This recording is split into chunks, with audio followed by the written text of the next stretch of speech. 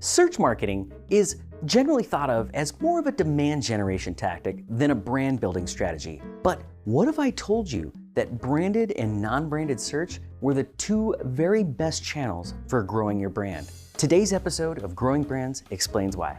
It's still a huge part of our business. And so terms like Halloween costumes, adult costumes, kids costumes, those big sort of like top of funnel, non-branded terms really drive a ton of our traffic. As soon as someone starts, searching for their costume or thinking about Halloween, even exploratory things like costume ideas and that type of thing, we really try to capture and provide a good, show up for those terms and then provide a good experience for them. In this episode of Growing Brands, you'll learn the difference between branded and non-branded search traffic and how search marketing can accelerate your brand's growth. Plus, our guest is literally the CMO of Fun. Mark Bietz is the marketing leader at fun.com and will explain search marketing's role in making HalloweenCostumes.com the internet's leading costumes retailer. Search traffic is when someone searches for something on Google or another search engine and then clicks on a link that leads them to your website. Branded search is when someone performs a search using your brand name in the search query. For example, Band-Aid, Band-Aid bandages, or kids Band-Aids. Now, non-branded search or unbranded search is when someone searches for something that simply doesn't include a brand name. Examples would include adhesive bandages, wound care products, or how to stop a bleeding finger. Let's talk about why these two marketing channels are so important. We found that non-branded search is what people do when they first start searching for a solution to a problem in their lives. They generally have low brand awareness among any brands in the category and very rarely have strong preferences for one brand over others. The brands that show up in these important first searches go into what's called their initial consideration set, which is a huge advantage in marketing. In fact, research from McKinsey has shown that as much as 70% of consumer purchases are driven by initial consideration. And yet, marketers rarely talk about how this actually happens. But think about it. If your brand shows up most often when people are searching for adhesive bandages to the point where it's hard to separate the brand name from the category, you actually become the new Band-Aid in a sense. It's easy from this example to see how non-branded search traffic can actually build brands through increased awareness and consideration.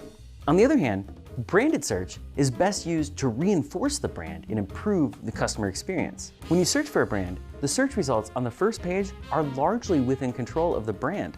The paid search listing, the organic search listing, the knowledge graph, and so on. This makes branded search results the perfect testing ground for your brand's unique value proposition, its reasons to believe, brand tone, and so much more because it receives more impressions than any other digital touchpoint for many brands. For some, it can be hard to imagine search marketing as the core of your brand's strategy. That's why we asked Mark Bietz, the Chief Marketing Officer for Fun.com, to join this episode of Growing Brands. We asked him about search marketing's role in growing the HalloweenCostumes.com and Fun.com brands from $10 million to more than $100 million per year in revenue. And this is what he said.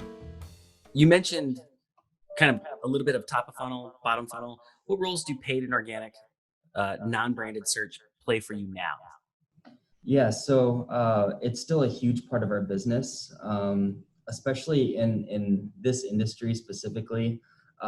It's people really only care about Halloween once a year, most people do. And so terms like Halloween costumes, adult costumes, kids costumes, those big sort of like top of funnel, non-branded terms really drive a ton of our traffic.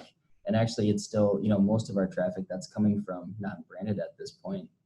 And so at the top of the funnel, it's really as soon as someone starts, searching for their costume or thinking about Halloween, even exploratory things like costume ideas and that type of thing, we really try to capture and provide a good, show up for those terms and then provide a good experience for them. And then I guess going into the middle of the funnel, that's really where our PLAs as category pages and Amazon listings go to work.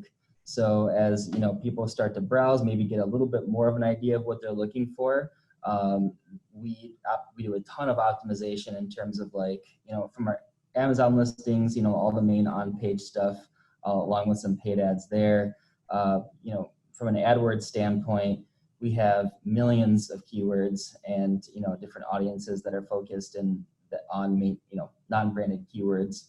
And then also, I guess just our category pages and PLAs are really honed in on all that non-branded stuff.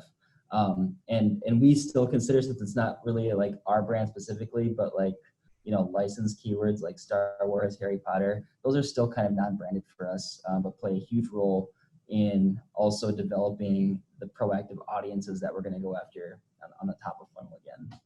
And then once people are at the bottom of the funnel, they're usually like price shopping at that point, and we'll make sure that if they've been to our website before, we're bidding up and being really aggressive on and making sure we show up for any related keywords that are going to bring them back to the website. All right, so you were fortunate to be able to drive both the brand and the demand gen efforts where you're at. For people that aren't able to control one or the other, what's the best way for them to kind of partner with that other group? Yeah, absolutely. Since we're sort of native to digital and branding's a little bit newer for us, I think we've been able to sort of grow up and evolve with those two functions, really tied at the hip. I mean, I guess there's a few things that I think are really critical from a creative standpoint. Obviously, digital marketers are the ones collecting and gaining a lot of the data from their activities. And so they're going to be able to report back to brand and creative on what's working, what's not working, what customers are liking, what's converting the best, how sentiment is around the different ads that your company is deploying. Depending, I guess now, a lot of branding departments have sort of taken on some of the social listening stuff, but that's really important. And I think there's a lot of feedback that any digital teams can provide that's, maybe not getting picked up via the social listening tools. And so, comments that are coming through your various channels, again, just like what keywords are converting the most, and having that inform some of the creative that's coming through, what the landing page has and how that interplays with the ad and how those are converting. There's tons of good feedback and collaboration that can happen from that. Another one is new audiences or personas that the digital team discovers via top of funnel campaigns. And this is one that we've really tried to hone in on the past few years. But as you get into like throwing a really broad ad out there on Facebook, or really throwing a broad ad out there on like YouTube, for example, once you have those sort of broad-based ads going out via any digital marketing channel, you're going to be able to find pockets of high converting customers in those. And so there's a persona or there's a use case for your product or service that no one's maybe even thought about, but your customer, based on that group that's converting really well, can form a whole new part of the company or a whole new audience to go after. So that's been really cool, and I think is a great way for those two functions to interplay. And just in general, I think the brand team should be the brand police. I think that's a real thing, and there should always be auditing of ads. There should always be giving feedback, and then the brand team could be bringing new opportunities at the table for digital based on projects they're working on, research that they're doing, and just new creative direction that they're coming up with. That's awesome ideas for collaboration. Mark, thank you so much for your time. Really appreciate it. Yeah, of course. Thank you so much, Josh. If you like this episode, then take a few seconds to follow or subscribe to this channel, or head over to branddata.com to download our guide to using search marketing to help grow your brand. It's your turn.